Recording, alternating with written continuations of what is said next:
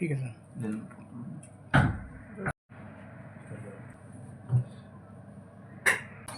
Yes bank में ये मेरा 20वां साल है। मेरा जो एक्सपीरियंस रहा है वो इस क्षेत्र में रहा है, जो ट्रेजरी रिस्क मैनेजमेंट विषय में 8-9 साल था। और पिछले करीबन 10 सालों से मैं capital markets, capital raising, financial planning इस क्षेत्र में रहा हूँ। 2021 जनवरी से यस बैंक का CFO।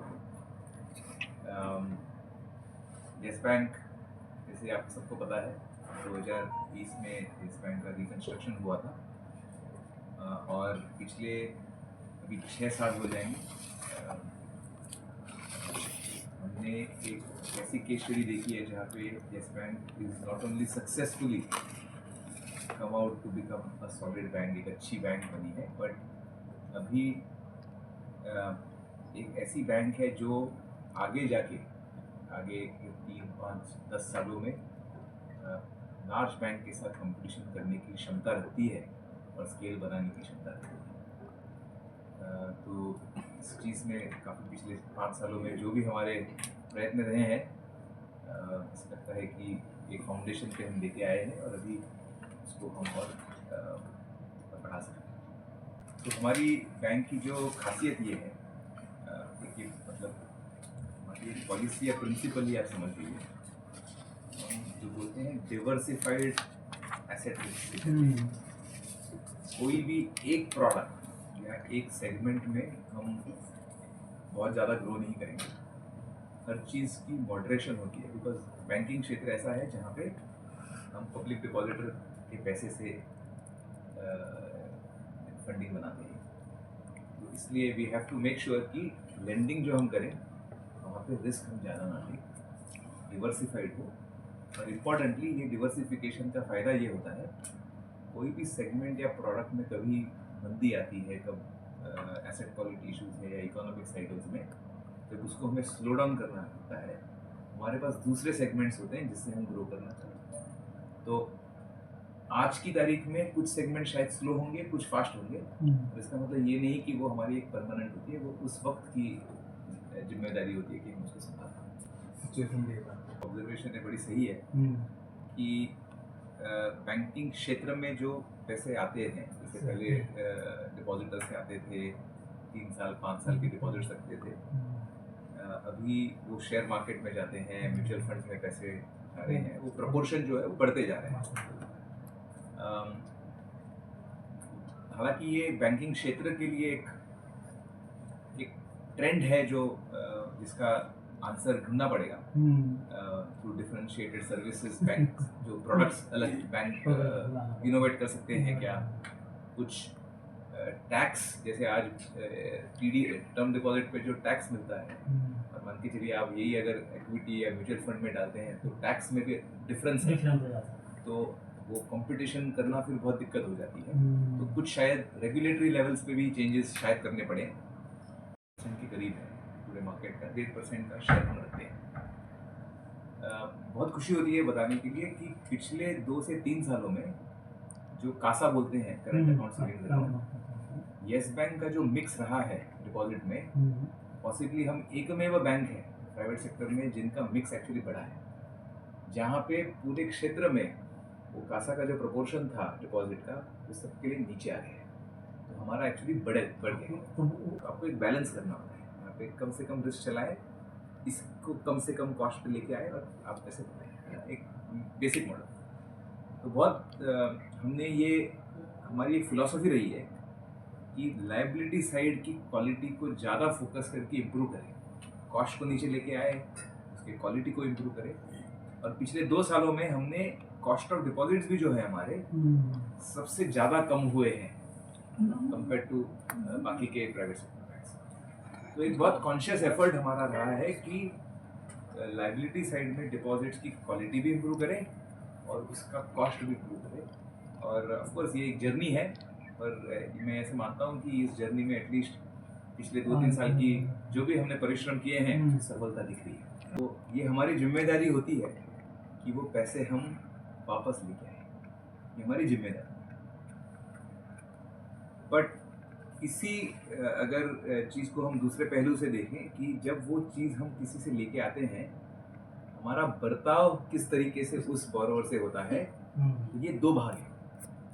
ये बहुत इम्पॉर्टेंट है समझना कि हमें पैसे तो चाहिए, ऐसे नहीं है कि हम उसको जाने दे सकते हैं, but equally fairness of dealing with customers, ये भी बहुत ज़रूरी है। और हम हमारे साइड से बहुत कोशिश, फ्रेमवर्क्स हैं, हमारी कमिटीज़ हैं जो सारी कस्टमर कंप्लेंट्स को बहुत ग्रैन्युलरली देखते हैं, मतलब ग्रैन्युलर एक एक चीज़ में जाके देखते हैं कि हमें क्या प्रोसेस चेंज करनी चाहिए। बिकॉज जैसे एक चीज़ मैं बोलता हूँ, बैंकिंग जो है ज़्यादा कॉम्प्लेक्स नहीं है, बैंकिंग के प्रोडक्ट्स बड़े साधारण सिंपल हैं। तो ultimately what differentiates a bank, it is what customer experience that we deliver to our customers is जिसके डिफरेंशिएशन। तो वो जो एक्सपीरियंस है वो आप किस तरीके से बेहतर दें, ये हम देने की कोशिश करते हैं। और मुझे लगता है कि ये पिछले 5-6 सालों में वन ऑफ द रीजंस, जो फाउंडेशन रीजंस है क्यों हम इतने उभर पाए हैं, ये हमारे कस्टमर्स का साथ है। क्योंकि इतना जो 2020 का इवेंट हुआ, उसके बाद कस्टमर्स को वापस आके हमारे से जुड़ के हमारे साथ ग्रो होना फिर भी जुड़ा हुआ है। फिर भी जुड़ा हुआ है। सर डिजिटल बैंकिंग की अगर बात की जाए तो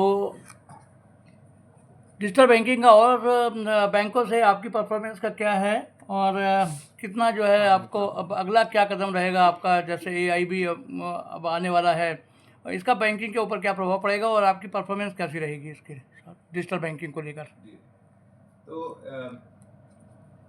एक मैं सिंपल एक मेट्रिक पहले बता देता हूँ। तो जैसे मैंने कहा, हमारे डिपॉजिट्स की मार्केट शेयर जो है वो मान के चलिए 1.4-1.5% है। अगर आप जितना नया टेक्नोलॉजी देखेंगे, जैसे आरबीआई की सबसे पहले जो पेमेंट्स आई थी वो आई थी आरटीजीएस, फिर एनईएफटी, उसमें हमारे मार्केट शेयर, हमारे डिपॉजिट मार्केट शेयर से दुगने हैं। फिर आया था आईएमपीएस, आरटीजीएस का जो मार्केट शेयर है उससे तिगना है। फिर आया यूपीआई जो सबसे नया है, वो उससे 5 गुना है। मतलब कहना ये चाह रहा हूँ, जितना नया टेक्नोलॉजी इन्वॉल्व बैंकिंग क्षेत्र से डीलिंग होती है, आप ये देखेंगे कि येस बैंक उस पर सबसे आगे है। इनफैक्ट आज की तारीख में करीबन 120 से 125 यूनिकॉर्न्स हैं। यूनिकॉर्न्स मतलब जो स्टार्टअप जो 1 बिलियन के ऊपर की वैल्यूएशन मानी जाती है, हम लोग 84 यूनिकॉर्न्स के साथ हम डील करते हैं। तो टेक्नोलॉजी क्षेत्र में हमारे प्लेटफॉर्म्स, हमारी जो एक्सपीरियंसेस हैं, हमें लगता है कि ये बहुत बैंकिंग सेक्टर में ज़रूरी है, और हमने उसमें काफ़ी सालों से इन्वेस्ट कर रखा है और उसके फ़ायदे हमें अभी दिख रहे हैं। तो जैसे मैंने कहा, यूपीआई में हमारा 50-55% का मार्केट शेयर है। यूपीआई तो सब देखते हैं, तो पीछे जो इंफ्रास्ट्रक्चर, जो टेक प्लेटफॉर्म यूज़ होता है, वो येस बैंक का है। क्रेडिट ऑफटेक के लिए प्रोत्साहित करें कि आपके जो डिपॉजिट्स आ रहे हैं वो हम क्रेडिट को और लेंड करें अलग अलग क्षेत्र में।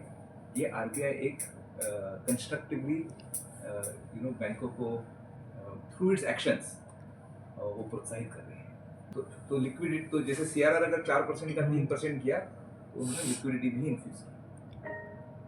हो क्या रहा है कि स्ट्रक्चरली अभी क्रेडिट डिपॉजिट ग्रोथ से आगे बढ़ रहा है। बिकॉज वो आगे बढ़ रहा है तो डिपॉजिट रेट्स में अभी कंपटीशन है, और इसलिए क्या हो रहा है, वो रेट्स नीचे आ गए और आपका डिपॉजिट रेट ऊपर जा रहा है। ऊपर से हमारा डॉलर रुपी का डिप्रिसिएशन हो रहा था, तो उसके चलते रुपी लिक्विडिटी ऑल्सो मूव आउट। तो ये कहीं कहीं चैलेंजेस होती हैं, जैसे मार्च का क्वार्टर होता है, we all go through cycles.